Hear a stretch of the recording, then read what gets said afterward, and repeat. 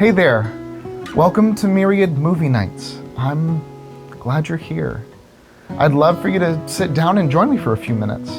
When I find a new creator whose work I enjoy, I like going back through their personal and creative history to get a better understanding of how they developed. So this week we're watching another Nia DaCosta film, and I wanted to take some time to walk through her journey to becoming the film director we see today. Originally intending to be a poet, she fell in love with cinema after watching Apocalypse Now in high school. She went to college, got her bachelor's and master's, and then became a TV production assistant. She worked on a number of different shows and for some filmmakers you might recognize like Martin Scorsese, Steve McQueen, and Steven Soderbergh. Eventually, she started writing and/or directing some short films in the early 2010s. In 2015, she successfully kickstarted a new short film which would expand and become her first feature film. That in turn debuted in 2018 at the Tribeca Film Festival, and Neon bought the distribution rights. Now, put a pin in that, we will come back to that in a little bit. This success eventually led to her work with Jordan Peele on Candyman, then to her becoming the first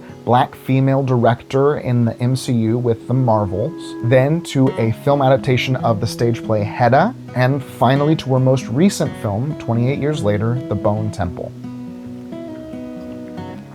Well, last week we watched Candyman, which was awesome.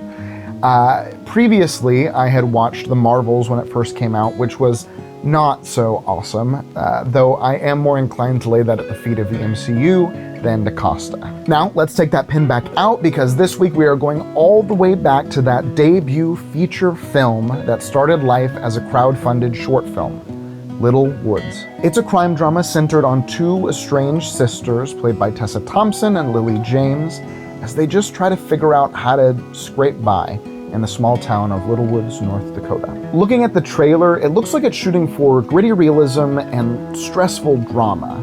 So I imagine that this is going to be a very well-made movie that won't be my thing at all. But we'll see. I am open to being wrong. Let's watch Little Woods. See you Monday.